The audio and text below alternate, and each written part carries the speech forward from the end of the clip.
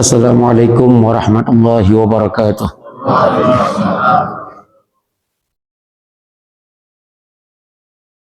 Alhamdulillahi rabbil alamin.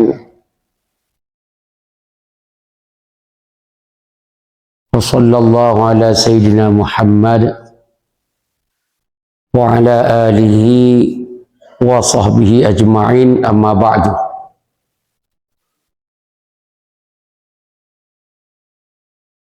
Pertama sekali,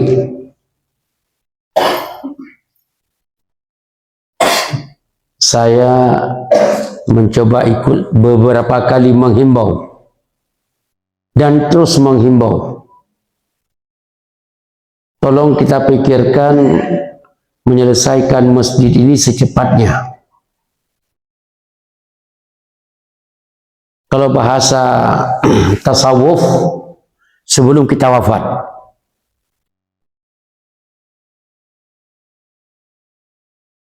Mari bapak-bapak dan ibu agak sedikit memaksakan diri, agak sedikit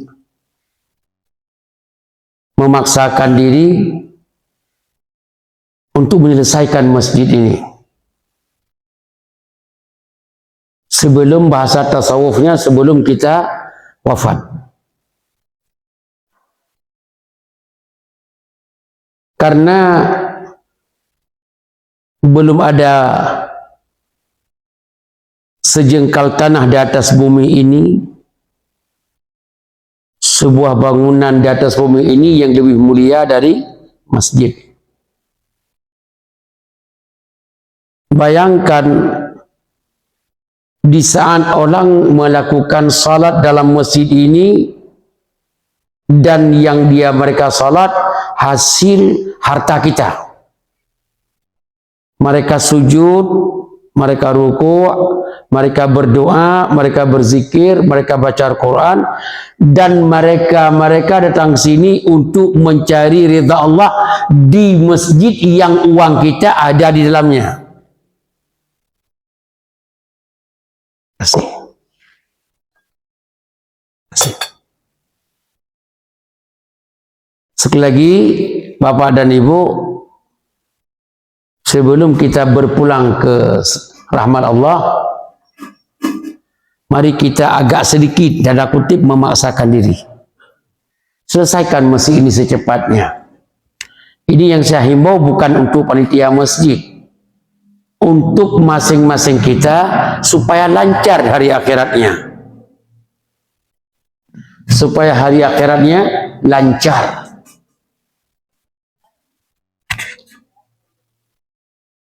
Ya. Itu yang pertama. Saya sempat tadi masuk ke sebelah sana. Bismillah, Masya Allah. Merinding saya. Langsung ucapan saya pertama, ampunilah dosa orang-orang yang telah berbuat sesuatu untuk masjid ini. Menangis saya masuk tadi ke sana. Percaya, ulang, dan percayalah. Sebelum kita wafat, berbuatlah sesuatu yang terbaik untuk masjid kita ini. Kita masuk dalam kajian. Kajian yang lalu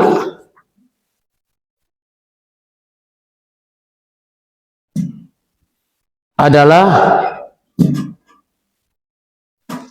tentang mahar nikah.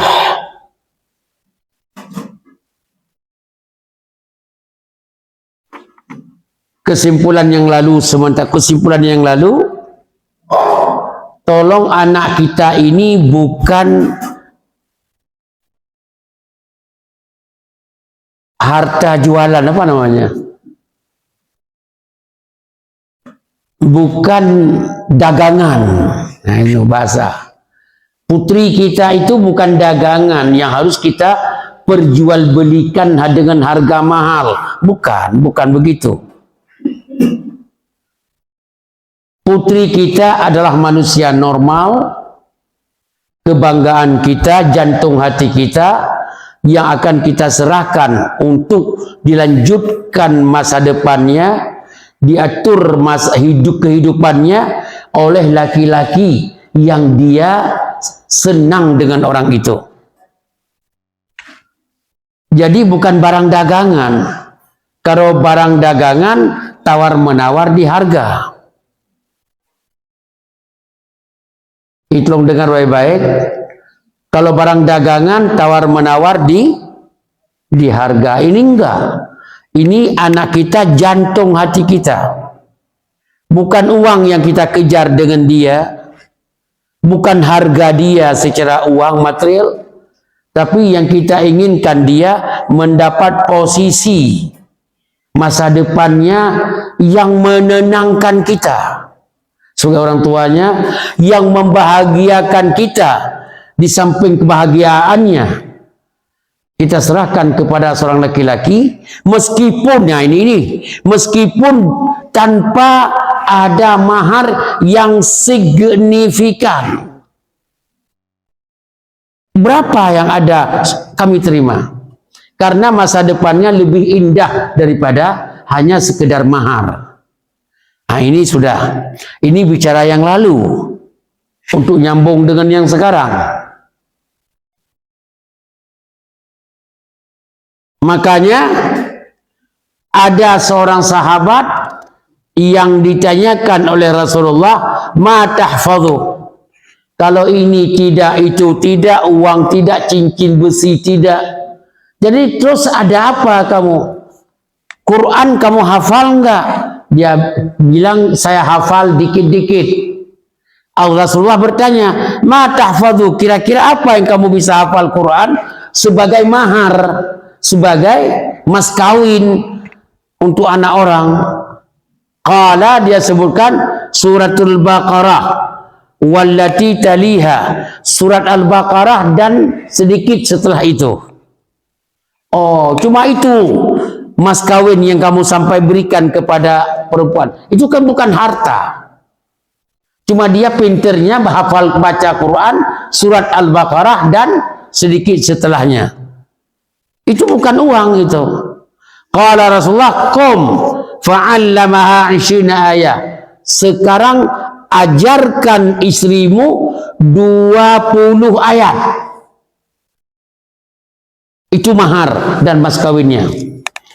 Kalau begitu, Islam ini tidak mencari kekayaan, tidak berbangga dengan mas kawin anak kita, putri kita bangga dengan mas kawin. Enggak di situ permainannya.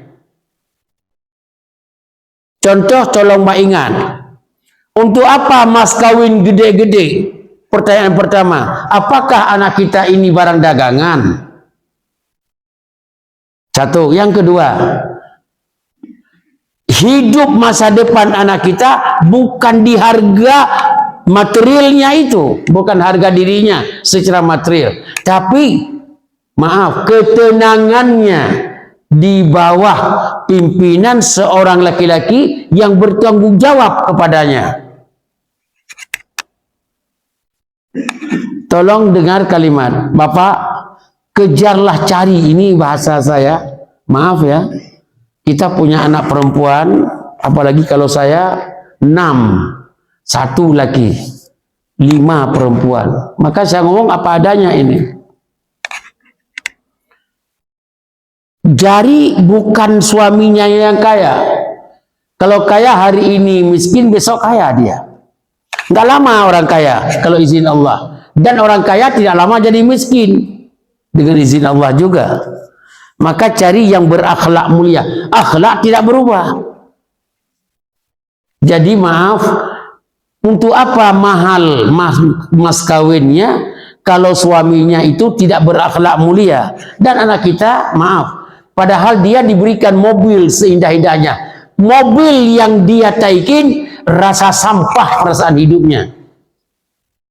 Itu neraka dalam hidupnya itu.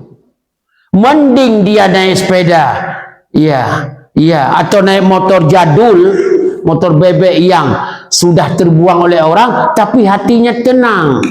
Dia makan nasi dengan kerupuk, rasanya indah. Makanya jangan cari pendamping hidup anak kita, putri kita, orang kaya. Itu saja, jangan itu tujuannya. Tapi kalau Allah muliakan dengan kaya, alhamdulillah. Allah muliakan dengan jabatan, alhamdulillah. Tapi bukan tujuannya di situ. Jawab serentak dengan semangat jelas. Semangat sedikit jelas. Itu masih disambung dengan yang lama, sudah diikat dengan yang baru. Yang paling baru hari ini. Ini yang paling baru. Hadis riwayat Ahmad dan dianggap oleh Imam Al-Hakim hadis sahih dari Amir bin Abdullah bin Zubair, dari Zubair bin Awam radhiyallahu anhum. Ulang.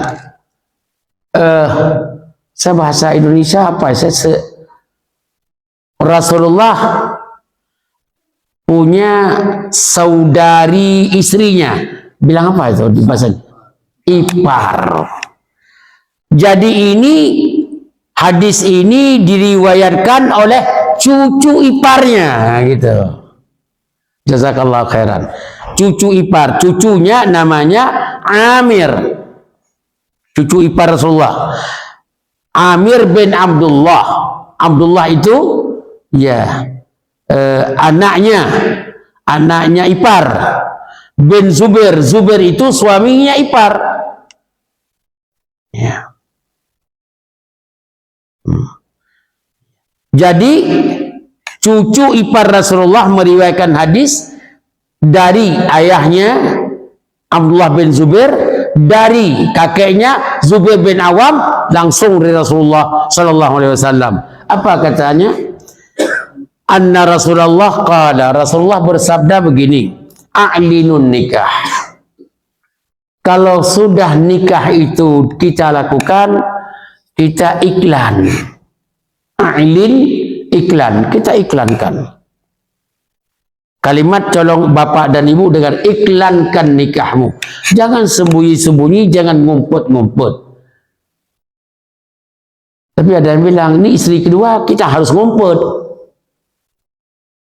Enggak begitu. Tetap iklan. Tapi kalau iklan istri kedua, ketahuan dari istri pertama, pentungan keluar. Kan begitu.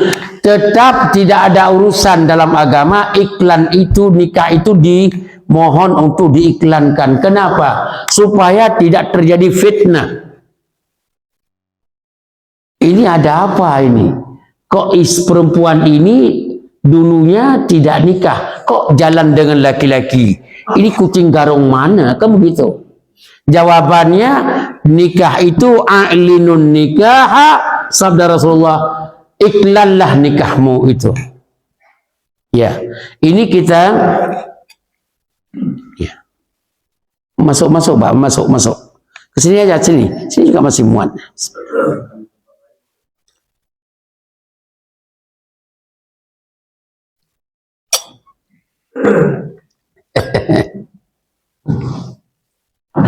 Apanya? Boleh. Jangan dekat dengan istri pertama, nanti pentungan keluar. Saya canda. Ya, mudah-mudahan kita bukan banyak istri yang dibutuhkan, tapi ketenangan dalam hidup ini. Saya sudah merasakan tenang itu paling penting loh. Jadi bukan banyak istri, tapi ketenangan dalam beristri. Makanya saya mohon kepada ibu-ibu penghuni surga Allah yang ada di belakang itu. Ibu-ibu dengar baik-baik. Ini kedengaran nggak ke sana? Ada mic? Ada. Ibu-ibu tolong bahagiakan suamimu selagi ibu masih hayat di kandung badan. Selagi ibu-ibu sehat, usahakan suamimu bahagia. Kalau suami bahagia nggak kemana-mana. Maaf, jangankan manusia, maaf, binatang saja kalau kita sering membahagiakan dia dia nggak jauh-jauh dengan kita. Makanya ibu, bahagiakan suami. Saya bisa menjanjikan dengan izin Allah ya, dengan izin Allah bisa menjanjikan kalau suami ibu bahagia dalam hidup ini, ya, ibu penghuni surga Allah, suami juga penghuni surga Allah karena dia tidak terlukai hatinya. Sekali lagi saya bilang, ibu berjuang membahagiakan suami. Biasanya kalau seorang perempuan sudah berjuang membahagiakan suami, biasanya suami juga akan terpancing berjuang sayang kepada perempuan. Itu rata-rata begitu. Tapi kalau perempuan berulah banyak, suami lebih banyak ulahnya. Ini bahayanya. Ibu sekali lagi masuk surga Allah dengan membahagiakan suami. Membahagiakan suami itu artinya begini, ini bahasa, maaf ya, saya suami, umur masih muda saya, baru masuk, hari ini tanggal berapa nih? 7. Pas tanggal 9, saya masuk 69 tahun. Pas tanggal 9 besok. Ini bukan pengumuman untuk kirim bunga ya. Nanti udah datang ke rumah bunga. Misalnya Pak Joko Podoranji, bukan. Kirim bunga dari mana? Dari Pak Joko Podoranji, bunga selamat ulang tahun ke-69. Jangan, nggak usah bunga-bunga. Kirim durian aja. Jawab serentak jelas. Ibu, kalimat terakhir saya sampaikan. Mudah-mudahan kita panjang umur. Mudah-mudahan kita panjang umur. Kurang semangat ini. Mudah-mudahan kita panjang umur. Ibu, mulai sekarang berusaha mati-matian membahagiakan suamimu. Lupakan dan gak usah diperhatikan kekurangannya. Jangan perhatikan kekurangannya. Kalau kita buka-buka kekurangannya, kita lebih banyak kurang dari dia. Tapi lihatlah, kita sudah berapa tahun bersamanya.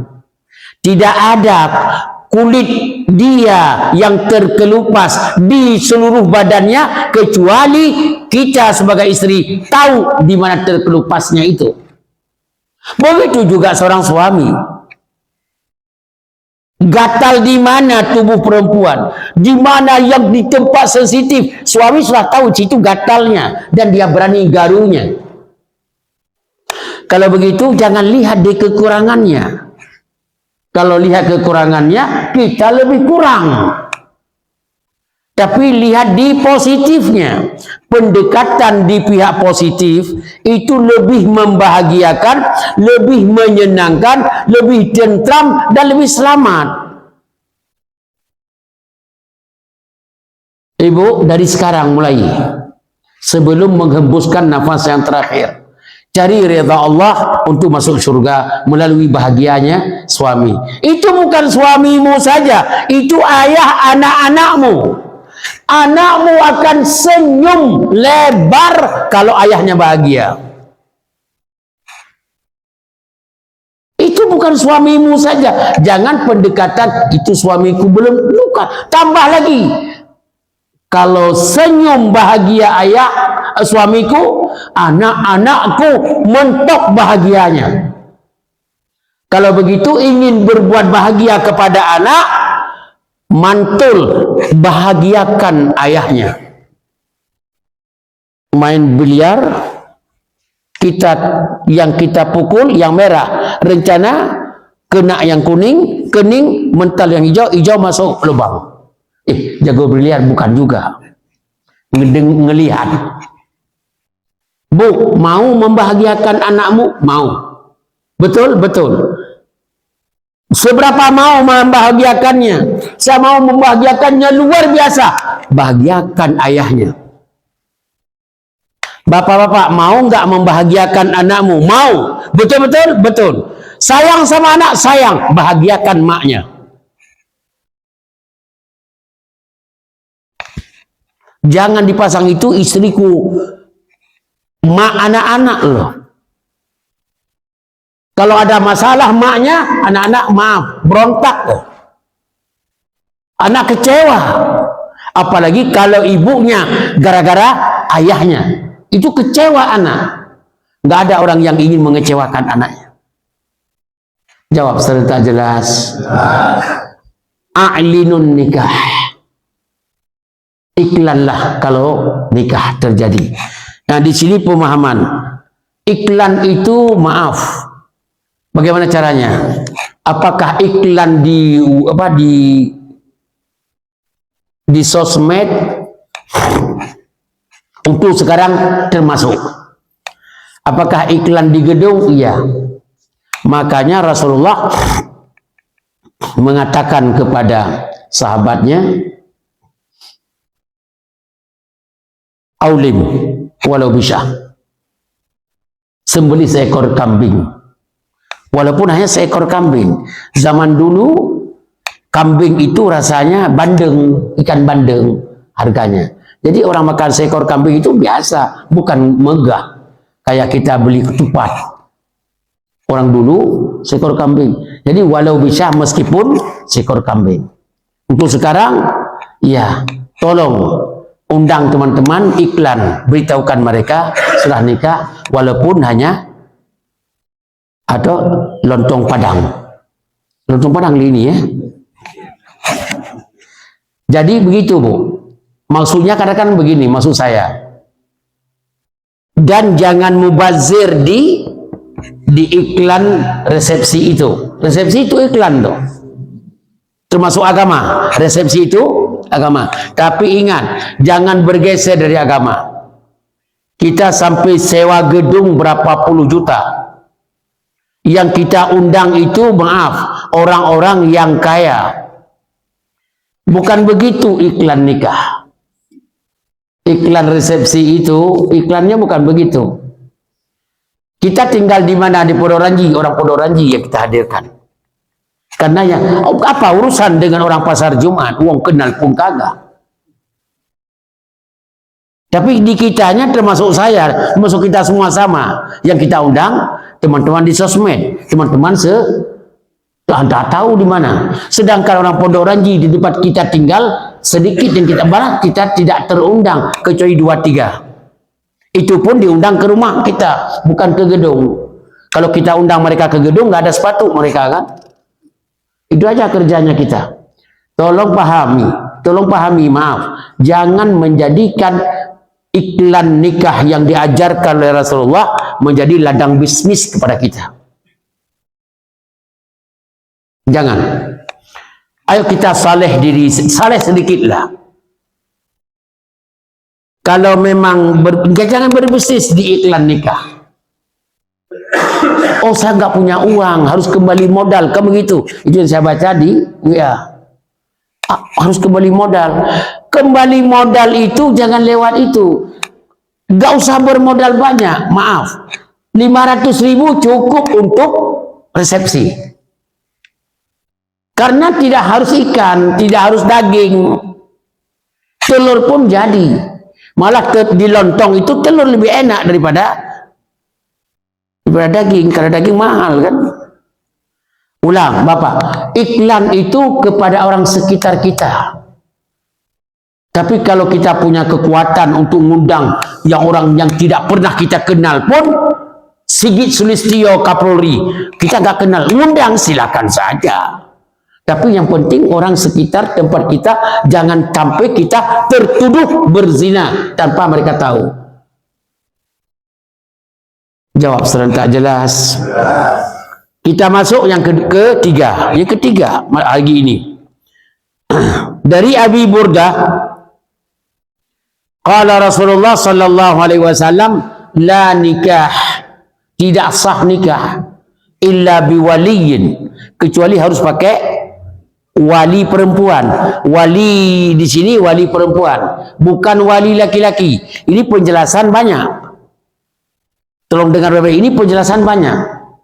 Wali perempuan itu orang-orang yang bertanggung jawab dengan si perempuan itu. Yang paling besarnya siapa? Ayahnya. Ayahnya nggak ada lagi, udah wafat. Malah wafat ayahnya waktu dia masih kecil.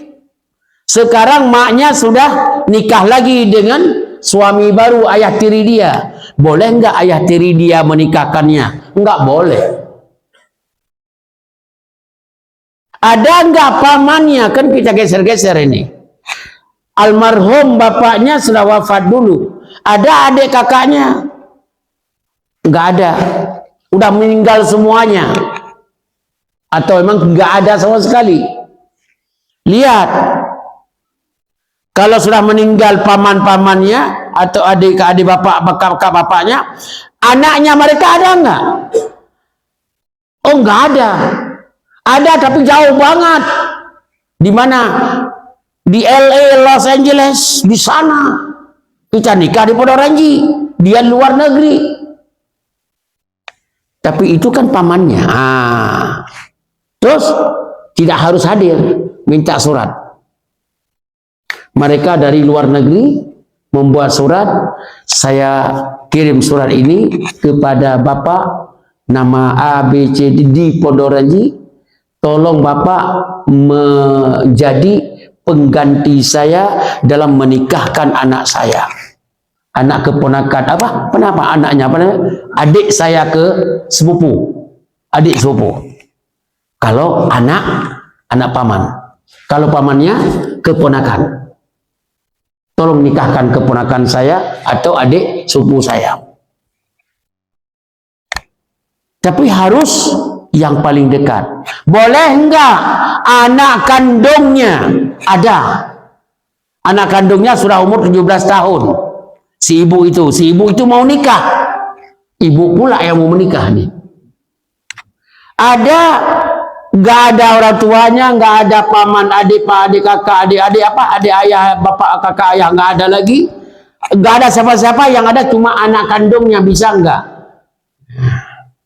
Saya jawab, itu berbeda pendapat ulama. Ada yang mengatakan boleh, ada yang tidak. Masa anaknya mengatakan, Bang Joni,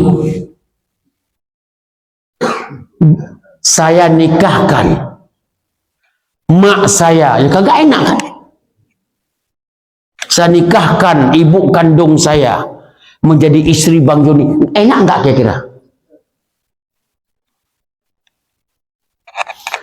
Kayaknya mulut kita nggak terbuka lah.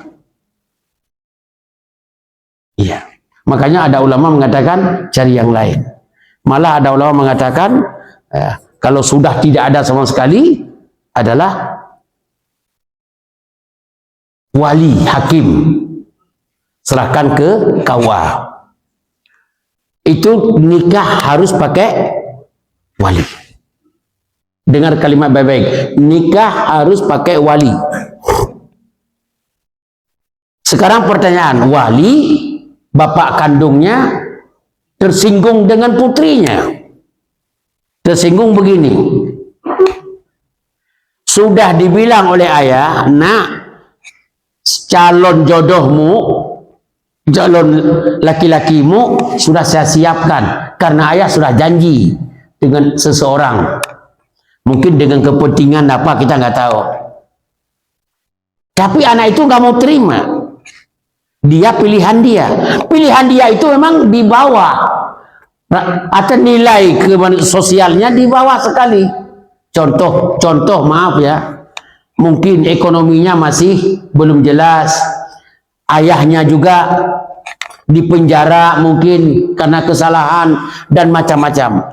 Ayahnya nggak mau, tapi dia jatuh cinta. Akhirnya dia mau nikah. Ayahnya nggak mau nikahkan. Pasang badan ayah. Kata ayah, udah, nggak mau. Saya nggak mau menikahkan kamu. Itu udah pada saat itu apa? Apa yang terjadi? Jangan kamu sebagai wali seorang perempuan, baik itu ayah atau Pak D, Pak L-nya atau abangnya, jangan kamu menjadi penghambat dalam menikah si perempuan itu.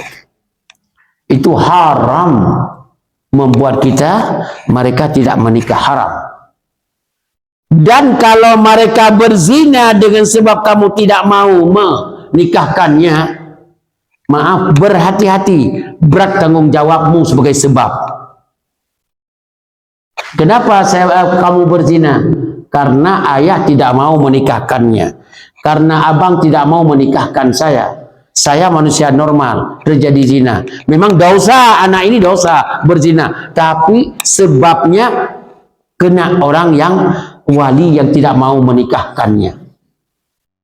Jawab serentak, jelas. Semangat sedikit, jelas. Kalau sudah jelas, kita cari solusi. Di saat benturan kepentingan, di saat apa?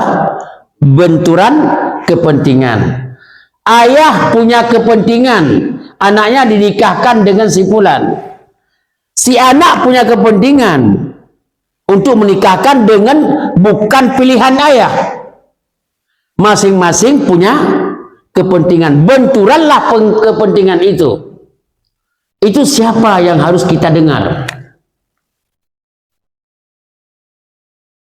Pertama, kita satukan pendapat, mundur selangkah ayah. Selama sah menikah dengan calon dia, nikahkan, selesai masalah. Kecuali kalau tidak sah dengan itu.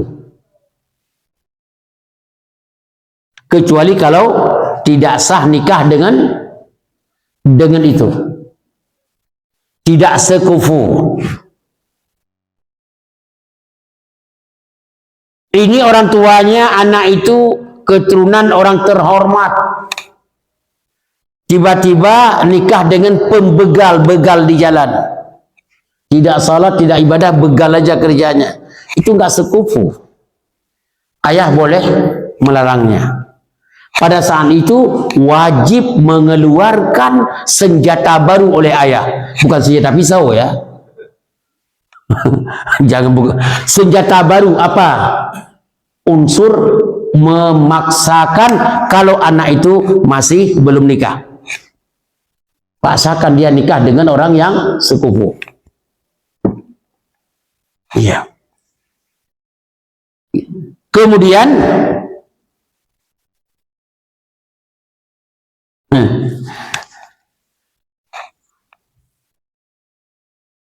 ada yang ayah menikahkannya, anak itu datang ke saya beberapa tahun yang lalu. Saya bilang memang sudah berat. Saya bilang, nak, kamu undur selangkah, udahlah. Kamu hidupmu kamu gunting aja dah. Serahkan dirimu kepada ayah, itu ayah. Terimalah jodoh dari ayah. Tapi aku enggak demen sama sekali, Ustaz. Tarik nafas lagi. Enggak mau. Ya, begini. Tapi kalau kamu nikah dengan ini, ayah berhak agama ya berhak memaksakan kamu untuk tidak boleh. Karena agama, karena maaf, kamu kan ayah kamu kan terhormat, saya bilang. Itu jodohmu itu, calonmu itu, kalau itu modelnya kan, tapi kan bisa dia bertaubat, Ustaz. Kan bisa dia bertaubat, tapi kan belum, saya bilang.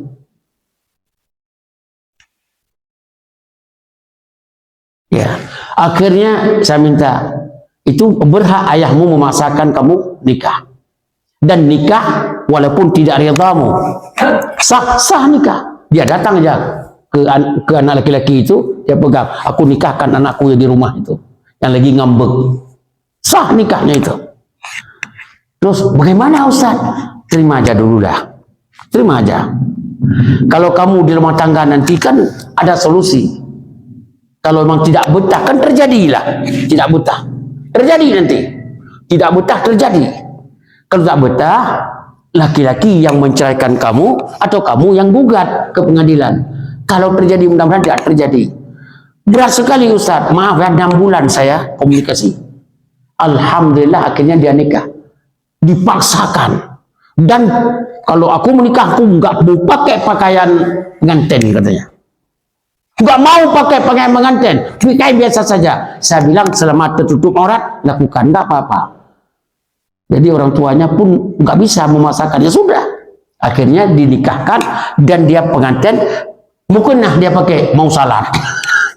Persis baju perempuan salat. Duduk di pengantin. Di pengantin pun di pojok sana, nggak mau pelaminan apapun. Kecil. Udah, selesai.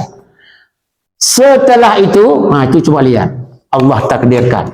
Sekarang, ini sudah berjalan berapa tahun. Sekarang Masya Allah, Masya Allah.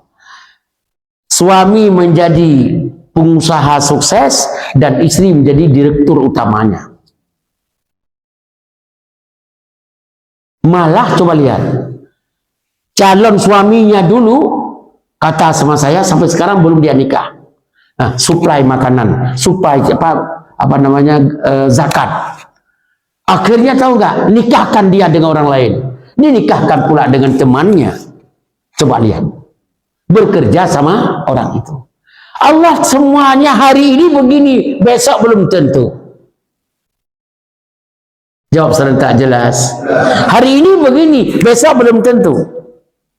Hari ini ada benci, besok belum tentu. Hari ini ada senang, besok juga belum tentu. Hari ini miskin menantu kita, besok belum tentu. Jangan-jangan kolong melarat apa? Bukan kolong melarat ya. Konglomerat. Jangan-jangan. Biasa kolong melarat ya. Jadi kalau begitu tidak boleh menikah tanpa wali. Di saat wali nggak mau menikah, boleh nggak anak itu lari? Lari cari apa namanya? Wali yang lain. Jawabnya nggak boleh. Cari wali hakim, hakim nggak boleh menikahkan kecuali berhubungan dulu dengan keluarganya, ayahnya. Tanya kenapa nggak mau menikahkan anaknya. Enggak berburu-buru datang ke wali hakim, ke KUA, nggak mau, orang tua nggak mau, ya sini saya nikahkan. Bukan begitu KUA. Mana alamat orang tuamu? Mana teleponnya? Bagaimana kita nanya dulu? Jangan-jangan anak ini lagi ngumpet, bukan orang tuanya tidak mau menikahkan, dia menyembunyikannya. Harus paham. Jawab serentak jelas. Sudah. Kemudian harus ada dua saksi. Nah, ini yang berbahaya di saksi ini. Dalam hadis riwayat Imam Ahmad dari Hasan an Imran, hadis marfu' sampai ke Rasulullah SAW, la nikah, tidak boleh nikah dan tidak sah illa biwaliyin, kecuali pakai wali, wa syahidaini, dan dua saksi. Ini tolong Bapak, dua saksi itu adalah jangan cari camat saksinya. Yang satu, saya ada teman saya jenderal bintang 7. Bangga kalau jenderal menjadi saksi. Jenderal apaan kalau enggak salat? Enggak ibadah. Jenderal bintang 7 biasanya korupsinya tinggi. Karena bintangnya tuh 7. Jangan itu. Saksi itu adalah orang-orang yang saleh. Tuh, ingat kalimat. Karena maaf, udah lama, kayaknya 10 tahun yang lalu, saya pernah diundang ke nikah orang Pondok Ranji. Mungkin ada orang di sini, saya nggak ingat lagi. 10 tahun atau 15 tahun yang lalu. Waktu masjid ini masih bukan tidak bagus, mati SSSS itu sederhana sangat sekali gitu. Jadi diundang untuk ceramah, apa namanya sih? Nasihat perkawinan. Jadi yang menjadi saksi pembesar itu, saya nggak usah sebutkan, besar, karena diperkenalkan loh. Nah, itu bukan di situ poin saksinya. Jadilah saksi nikah orang soleh, meskipun SD pun nggak tamat. Jadi orang soleh dan orang yang taat kepada Allah. Walaupun dia tidak mampu menarik orang lain ke surga, tapi dia insya Allah, Allah masukkan dalam surga Allah.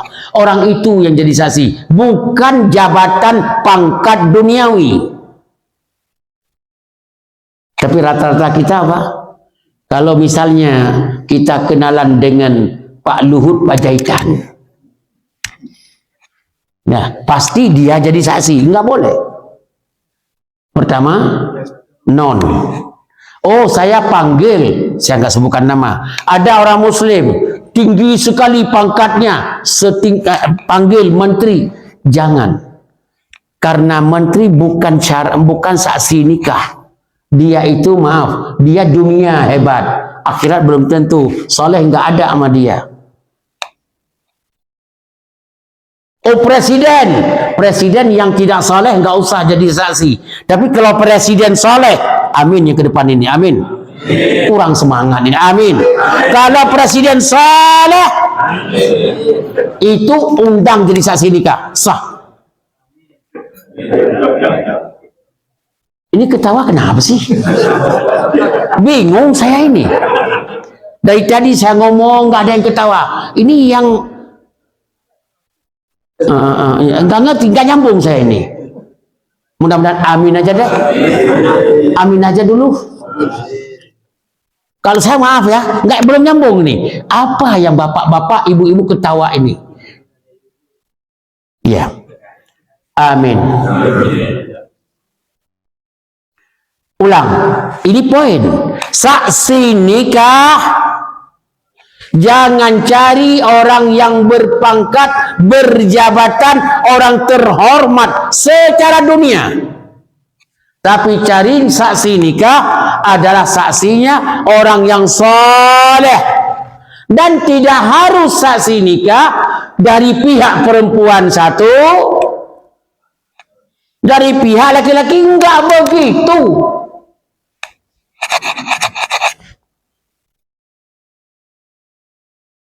Ini saksi dari pihak perempuan, saksi pihak laki-laki, enggak begitu.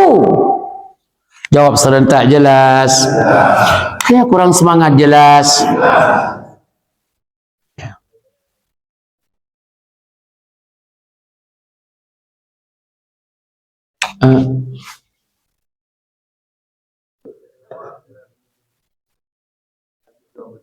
Berapa menit lagi? 4 menit lagi. Kita tambah 1 poin lagi. Kalau terjadi, ini ibu-ibu dengar baik-baik, bapak juga wajib dengar, tapi ibu lebih wajib. Kalau terjadi pernikahan,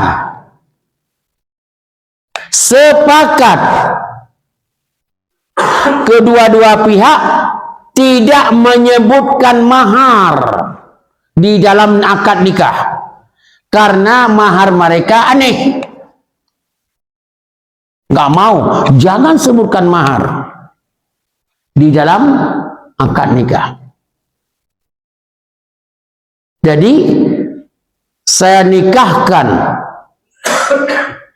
wahai si fulan bin si fulan, kata wali nikah, wahai fulan, saya nikahkan putri kandung saya si Fulayana bin fulan binti fulan kepadamu, tanpa menyebut dengan mahar, nggak ada. Dia jawab, saya terima nikahnya, selesai. Itu kan nggak ada mahar. Kenapa? Sengaja mereka sepakat menyembunyikan. Jawabannya sah nikah, sah. Sah nikah, sah. Ingat bu, ibu, kalau terjadi tidur seranjang setelah itu sudah terjadi, ngerti kamu maksud saya? Kok nggak ngerti ini? Emang nggak ada ilmu ke situ?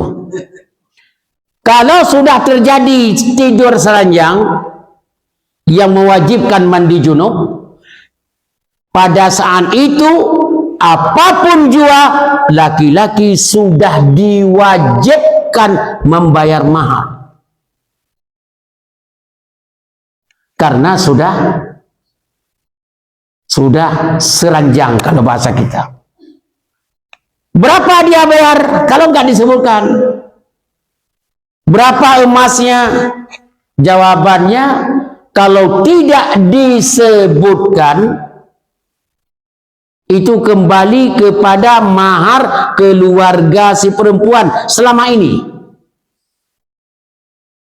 Keluarga si perempuan maharnya selama ini berapa? Kan ada keluarganya kan yang udah nikah.